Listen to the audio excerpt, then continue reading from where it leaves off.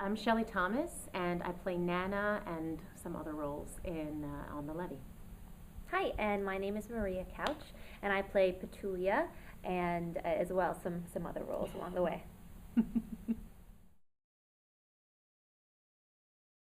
It's really rewarding to be doing a piece that is based on history and based on something that I personally really didn't know about. It's just really timely to talk about something like this right now, after having gone through Katrina. All these other, seems like these natural disasters are just happening every couple of months, and it's just good not to forget, what has happened before. So hopefully we can learn from past mistakes and just grow from it and just, keep that history fresh. I agree.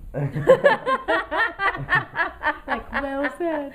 Well, no, it really was a very important event. It kind of, at that time, a lot of the African American community in the South were called sharecroppers, but were kind of still being treated as slaves. And this event and how they were treated during the flood really kind of put a point on that and brought a lot of things to light, and a lot of them started moving north after that, and really sort of changed the demographics of our nation. And so it was a really relevant event in our history, and it's great to tell a true story. Petulia is not the sweetest woman on the block. I mean, she tries to be charming, but she doesn't really understand how, so she's probably not going to have much luck with men at any time. I'd like to think that that's not going to be the case with me, but I guess time will tell. It is. Well, in talking about that's funny. There you have it. Next.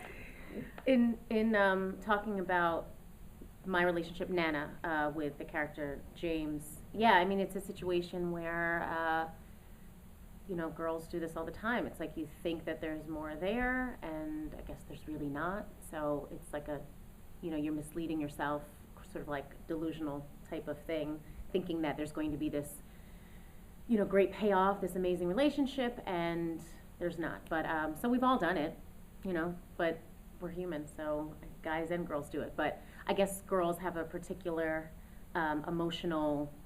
there's just an emotional difference there. But yeah. But I'm engaged now, so. You got it figured out. So, but it was a journey. It took a while. Yeah, I definitely think that it has something for everyone, honestly. I could see the older generation, like my grandfather's generation, being able to come see this, and, at that, in 1927, he was a young boy. I mean, be really interesting to hear his feedback on it, and he would be able to sort of, recount just that time, the Depression and Prohibition, and then for younger audiences, I think too, to connect to the fact that everyone working on it too, in terms of the creative team, is fairly young. I think it automatically just has this just young energy, and it's very smart, and I think a lot of people could really come in. Well, and everyone loves a good story. Yeah. This is a really good story, I think. Just a lot happens, and just like trying to understand the ramifications of all of it. And also, I think this is definitely a piece that you'll leave the theater thinking and saying, well, we have definitely made some progress since 1927, but we have a long way to go. And I always enjoy seeing any theater I like to be entertained as well, but I also love to see theater that makes me ask questions and say, oh, what if I was alive then? How would I have acted? How am I acting now? What am I doing to keep us, as humans, like, evolving and moving forward? And so I think it's really great on that level too. And I think a lot of young people today are in that space of questioning,